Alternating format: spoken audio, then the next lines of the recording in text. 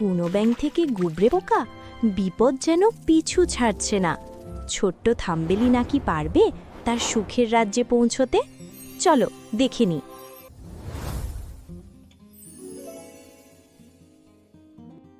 থাম্বেলিনার জাদুকরী অভিযান। অনেক অনেক দিন আগের কথা। এক নির্জন দেশে এক ধনী মহিলা বাস করতেন। তার প্রাসাদের মতো বড় বাড়ি, অজস্র ধন সম্পদ, বাগানে ফোটা নামি দামি সব ফুল, সবই ছিল। কিন্তু তবুও তার মনের ভেতর ছিল এক গভীর বিষাদ। তার ঘরটি ছিল বড়ই নিস্তব্ধ, কারণ সেখানে কোনো শিশুর পায়ের আওয়াজ ছিল না, ছিল না কোনো খিলখিল হাসির শব্দ। এক রত্তের একটি সন্তানের জন্য তার মাতৃমন সব সময় হাহাকার করত। তিনি ভাবতেন, যদি একটি ছোট্ট পুতুলের মতো মেয়ে আমার থাকতো, তাকে আমি বুকের মাঝে আগলে রাখতাম। অবশেষে একদিন তিনি ঠিক করলেন ভাগ্যের ভরসায় আর বসে থাকবেন না। তিনি ছুটে গেলেন গ্রামের শেষ প্রান্তে, যেখানে এক জরাজীর্ণ কুঁড়ে ঘরে এক বৃদ্ধা ডাইনি বাস করত। মহিলাটি ডাইনিকে তার মনের আকুতি জানালেন। ডাইনি তার কথা শুনে ফোকলা দাঁতে হাসল এবং ঝুলি থেকে একটি সাধারণ দেখতে জবের দানা বের করে দিল। সে বলল, এটি কোনো সাধারণ দানা নয় যা কৃষকরা মাঠে ফলায় বা মুরগিকে খেতে দেয়। বাড়ি গিয়ে তোমার সবচেয়ে প্রিয় ফুলের টবে এটি পুঁতে দাও, তারপর দেখো ম্যাজিক। মহিলাটি বাড়ি ফিরে দানাটি টবে পুঁতলেন। আশ্চর্য বিষয়, চোখের পলকে মাটি ফুঁড়ে গজিয়ে উঠল একটি চমৎকার টিউলিপ গাছ। গাছে ধরা দিল একটি টকটকে লাল ও সোনালী রঙের ফুলের কলি। ফুলটি এতই জীবন্ত আর সুন্দর ছিল যে মহিলাটি আবেগে কলিটির গায়ে আলতো করে একটি চুমু খেলেন, আর অমনি জাদুর মতো পপ শব্দে পাপড়িগুলো খুলে গেল। ফুলের ঠিক মাঝখানে নরম গর্ভকেশরটির উপর বসেছিল একটি ছোট্ট মেয়ে। সে এতই ছোট যে লম্বায় আমাদের হাতের বুড়ো আঙুলের চেয়ে বেশি হবে না। তার গায়ের রং ছিল গোলাপের পাপড়ির মতো, আর চোখ দুটি ছিল নীল আকাশের মতো স্বচ্ছ। মহিলাটি পরম মমতায় তাকে তুলে নিলেন এবং আদর করে নাম রাখলেন থাম্বেলিনা। থাম্বেলিনার জীবনটা শুরু হলো রূপকথার মতো। একটি চকচকে পালিশ করা আখরোটের খোলস হল তার দোলনা, নীল ভায়োলেট ফুলের পাপড়ি হল তার তোষক, আর গোলাপি গোলাপের পাপড়ি হল তার গায়ের চাদর।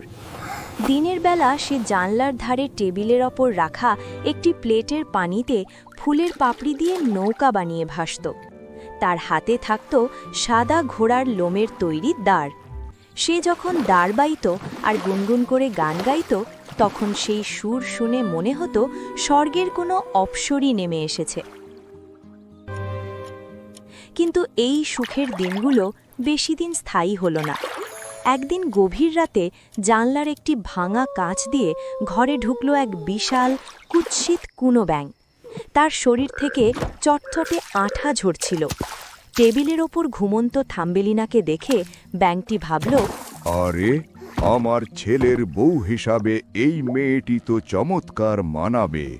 দুজনেই আমার সাথে কাদার নিচে থাকবে। কোনো কথা না বলে ব্যাঙটি থাম্বেলিনাকে তার বিছানা শুদ্ধ তুলে নিল এবং লাফাতে লাফাতে বাগানের শেষে কাঁদা ভরা জঞ্জালের জলাশয় নিয়ে গেল। সেখানে তার ছেলে অপেক্ষা করছিল। ছেলেটি ছিল বাবার মতোই কুৎসিত আর বোকা। থাম্বেলিনাকে দেখে সে শুধু বলল, Croak, croak, break-a-cack-cacks. পাছে মেয়েটি পালিয়ে যায়, তাই তারা থাম্বেলিনাকে নদীর মাঝখানে একটি বিশাল শাপলা পাতার উপর বসিয়ে দিয়ে গেল। সকালে যখন থাম্বেলিনার ঘুম ভাঙল, সে দেখল তার চারপাশে শুধু অথই নীল জল। ডাঙায় ফেরার কোনো পথ নেই। তার ছোট্ট বুকটা ভয়ে কেঁপে উঠল। সে ফুপিয়ে কাঁদতে লাগল। তার কান্না দেখে নদীর ছোট ছোট মাছদের খুব মায়া হলো। তারা জলের নিচ থেকে মাথা তুলে দেখল অপরূপ সুন্দরী এই ছোট্ট মেয়েটিকে। তারা নিজেদের মধ্যে বলাবলি করল, এত মিষ্টি একটা মেয়ে ওই নোংরা ব্যাঙের বউ হবে, এটা আমরা হতে দেব না। মাছেরা দল বেঁধে জলের নিচে শাপলা পাতার শক্ত ডাঁটাটি দাঁত দিয়ে কাটতে শুরু করলো। অনেক কষ্টের পর ডাঁটাটি কেটে গেল, আর সাথে সাথে স্রোতের টানে পাতাটি ভেসে চলল। থাম্বেলিনা ভেসে চলল এক অজানার পথে। নদীর দুপাশে সুন্দর বন, পাখির গান আর রোদ ঝলমলে আকাশ। একটি সাদা প্রজাপতি তার সঙ্গ নিল। প্রজাপতিটি পাতার চারপাশে উড়ে বেড়াতে লাগলো, যেন সে থাম্বেলিনাকে পথ দেখাচ্ছে। কিন্তু বিপদ যেন পিছু ছাড়ছিল না।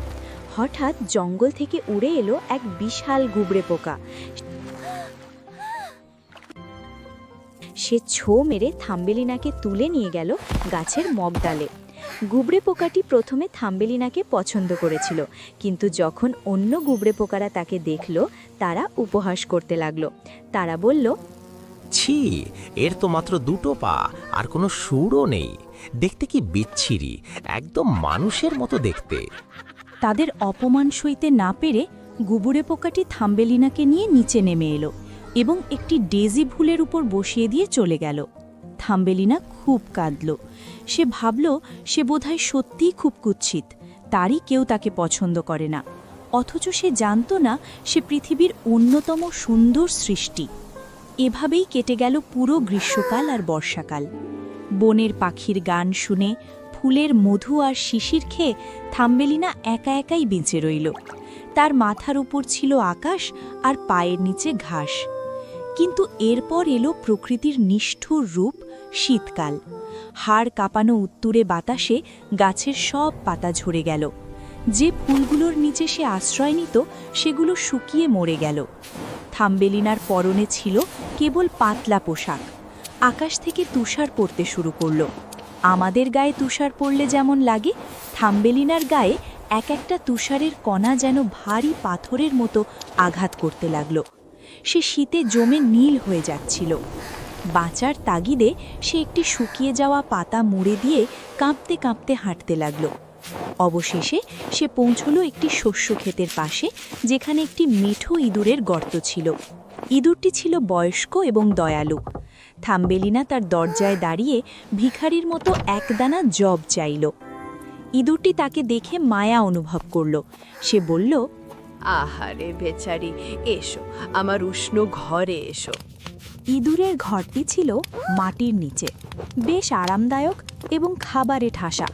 থাম্বেলিনা সেখানে আশ্রয় পেল। বিনিময়ে সে ইঁদুরের ঘর পরিষ্কার করত আর তাকে চমৎকার সব গল্প শোনাত। ইঁদুরের প্রতিবেশী ছিল এক ধনী ছুঁচো। সে সবসময় কালো ভেলভেটের কোট পরে থাকত। তার ঘর ছিল অনেক বড়, কিন্তু সেই ছিল অন্ধ। মাটির নিচের অন্ধকারই ছিল তার জগৎ। সূর্য, আকাশ বা রঙিন ফুল এসব সে দু চোখে দেখতে পারত না, বরং ঘৃণা করত। ইঁদুরটি চাইল এই ধনী ছুঁচোর সাথে থাম্বেলিনার বিয়ে দিতে। সে থাম্বেলিনাকে বোঝালো, এমন বড়লোক বর তুমি আর কোথায় পাবে? থাম্বেলিনার মন বিষাদে ভরে গেল। ছুঁচো তাকে মাটির নিচের অন্ধকার সুরঙ্গে নিয়ে গেল তার ঘর দেখাতে। সেই সুরঙ্গের এক কোণে থাম্বেলিনা দেখল একটি সোয়ালো পাখি মরে পড়ে আছে। শীতে জমে পাথর হয়ে গেছে বেচারা। পাখিটিকে দেখেই থাম্বেলিনার মন কেঁদে উঠল। গত গ্রীষ্মে হয়তো এই পাখিটিই তাকে গান শুনিয়েছিল। ছুঁচো পাখিটিকে লাথি মেরে বলল, ভালোই হয়েছে মরেছে। আকাশ দিয়ে উড়ে বেড়ালে শীতে তো মরতেই হবে। ভাগ্যিস আমি পাখি হয়ে জন্মাইনি। রাতে থাম্বেলিনা ঘুমোতে পারল না। সে শুকনো খড় দিয়ে একটি চাদর বুনল এবং গোপনে সুরঙ্গে গিয়ে পাখিটির গায়ে জড়িয়ে দিল। সে পাখিটির বুকে মাথা রেখে বিদায় জানাতে গেল। ঠিক তখনই সে চমকে উঠল। পাখিটির বুকের ভেতর মৃদু ধুকপুক শব্দ হচ্ছে। পাখিটি মরেনি, শীতে অসাড় হয়ে গিয়েছিল। উষ্ণতা পেয়ে তার জ্ঞান ফিরছে। পুরো শীতকাল থাম্বেলিনা নিজের খাবার বাঁচিয়ে গোপনে পাখিটির সেবা করল। সে তাকে পানি খাওয়ালো, উষ্ণতা দিল।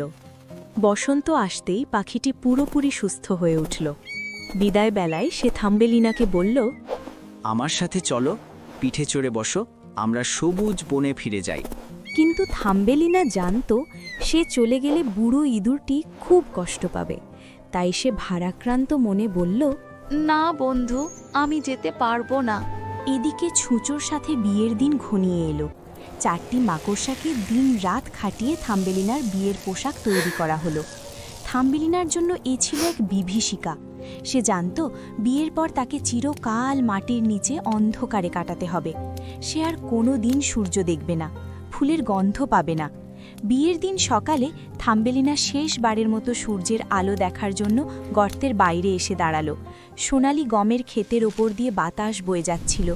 থাম্বেলিনা হাত বাড়িয়ে আকাশের দিকে তাকিয়ে কান্না জড়িত কণ্ঠে বলল, বিদায় সূর্য, বিদায় পৃথিবী, বিদায় আমার ছোট্ট শোয়ালো পাখি, যদি তুমি আমাকে শুনতে পাও। ঠিক তখনই আকাশ চিরে একটি পরিচিত ডাক শোনা গেল। থাম্বেলিনা চমকে মুখ তুলে দেখল সেই সোয়ালো পাখিটি, যাকে সে বাঁচিয়েছিল। পাখিটি তাকে কাঁদতে দেখে নিচে নেমে এলো। থাম্বেলিনা তাকে জড়িয়ে ধরে সব দুঃখের কথা খুলে বলল। পাখিটি বলল, শীত আসছে, আমি এখনই অনেক দূরে গরমের দেশে চলে যাচ্ছি। তুমি আমার পিঠে উঠে বসো, আমি তোমাকে এই অন্ধকার আর ওই কুৎসিত ছুঁচোর হাত থেকে অনেক দূরে নিয়ে যাব, যেখানে সব সময় বসন্ত বিরাজ করে। তুমি আমার জীবন বাঁচিয়েছো, এখন আমি তোমাকে বাঁচাবো। থাম্বেলিনা আর দ্বিধা করল না। সে পাখির পিঠে চড়ে বসল এবং নিজের কোমরটি পাখির পালকের সাথে বেঁধে নিল।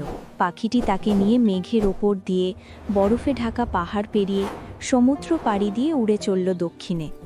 দীর্ঘ যাত্রার পর তারা পৌঁছালো এক মায়াবী দেশে। সেখানে আকাশ গাঢ় নীল, গাছে গাছে রসালো কমলা আর আঙুর। প্রাচীন প্রাসাদের স্তম্ভে বাসা বেঁধেছে সোয়ালো পাখিরা। বাতাস সুগন্ধে ভারী। পাখিটি থাম্বেলিনাকে নামিয়ে দিল মাটিতে পড়ে থাকা এক বিশাল সাদা ফুলের ওপর। আর কি আশ্চর্য, সেই ফুলের পাপড়ির মাঝে বসেছিল তার মতোই ছোট এক রাজপুত্র। তার মাথায় ছিল সোনার মুকুট আর পিঠে স্বচ্ছ ডানা। সে ছিল ফুলের পরীদের রাজা। থাম্বেলিনাকে দেখে রাজপুত্র মুগ্ধ হল, কারণ এত সুন্দরী কাউকে সে আগে কখনো দেখেনি। রাজপুত্র থাম্বেলিনাকে তার রানী হওয়ার প্রস্তাব দিল। থাম্বেলিনা সানন্দে রাজি হল। ব্যাঙ আর ছুঁচোর অন্ধকার জীবন ফেলে সে এখন মুক্ত। রাজপুত্র তাকে উপহার দিল একজোড়া রূপালি ডানা। এখন সেও এক ফুল থেকে অন্য ফুলে উড়ে বেড়াতে পারে। তাদের নাম হলো মায়া। সোয়ালো পাখিটি তার প্রিয় বন্ধুর সুখ দেখে গান গাইতে গাইতে আবার আকাশে ডানা মেলল। এমন আরও জাদুকরী গল্প দেখতে চাইলে এখনই সাবস্ক্রাইব করো।